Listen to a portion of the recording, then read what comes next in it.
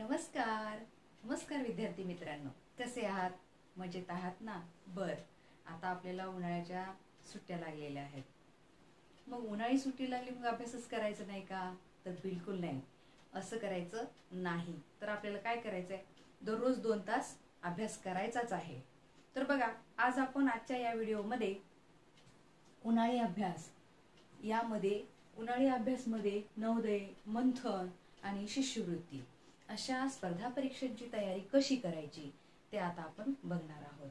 मग यामध्ये सगळ्यात किचकट आणि हार्ड वाटणारा विषय म्हणजे गणित. आता गणितामध्ये आपल्याला आकृती बघायची आहे. म्हणजे आकृतीमध्ये किती आकृत्या कशा लपलेल्या आहेत, आकृती ओळखा. तर बघा बालमित्रांनो, खालील आकृतीत एकूण चौकोनांची संख्या किती?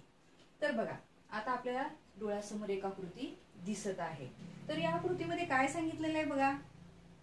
ही जी आकृती आहे याच्यामध्ये आपल्याला काय विचारलेलं आहे? चौकोन. अगदी बरोबर. मग आपल्या डोळ्यासमोर फक्त चौकोन ठेवायचे आहेत. इथं तुम्हाला त्रिकोण पटकन दिसतात, है ना? पण चौकोन बघत असताना आपल्याला काळजीपूर्वक काय करायचंय? चौकोन किती आहेत ते आपल्याला आखून बघायचं आहे. आता बघा, पहिला चौकोन बघा. मी अशी रेष वळून दाखवते तुम्हाला.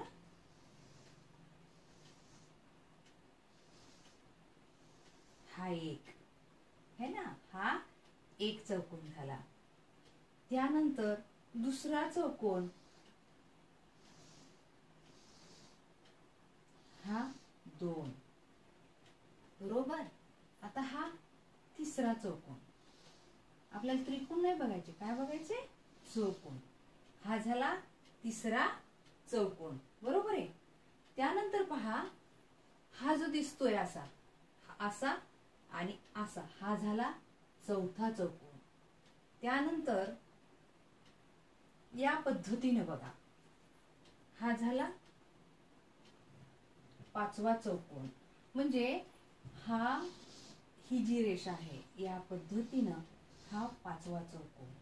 मग त्यानंतर बघा, म्हणजे हा एक असा झाला, त्यानंतर असा एक पाहिला आणि त्याच्यानंतर एक चौकोन हा बघा, या पद्धतीनं असा हा 6वा चौकोन. म्हणजे हा एक, याच्यानंतर हा 2, त्याच्यानंतर हा 3 आणि हा जो मोठा दिसतोय कोणता? हा वाला. हा तिसरा चौकोन. त्याच्यानंतर हा जो मोठा दिसतोय कोणता? हा चौथा चौकोन. त्याच्यानंतर हा वाला जो दिसतोय हा 5वा चौकोन. आणि हा जो दिसतो 6वा चौकोन. हा जो दिसतो हा असा, हा 6वा चौकोन. म्हणजे या दिसणाऱ्या आकृतीमध्ये किती चौकोन आहेत? 6 चौकोन. चौकोनांची संख्या 6 चौकोन. आता आपण याच्यानंतर थोडस पुढे जाऊन बघूया. तर यामध्ये आपल्याला त्रिकोणांची संख्या जर मोजायला सांगितली तर बघा, त्रिकोण किती आहेत? हा 1, हा 2, त्यानंतर हा 3, हा 4 आणि हा मोठा 5. किती त्रिकोण आहेत? 5 त्रिकोण आहेत. बघा, जिथं आकृतीमध्ये लपलेले चौकोन, त्रिकोण किंवा आकृती ओळखा असे जे कुठे प्रश्न असतात, म्हणजे हे कठीण प्रश्न असतात, या आकृतीला आपल्याला करूनच पाहावं लागतं. आणि अशा आकृती अगदी काळजीपूर्वक जर तुम्ही एक एक एक एक चौकोन मोजत गेलात किंवा एक एक त्रिकोण मोजत गेलात, तेव्हाच आपल्याला इथं हे करेक्ट समजतं. नाहीतर मग लहान मुलांचं काय होतं, कन्फ्युजन होण्याची दाट शक्यता असते.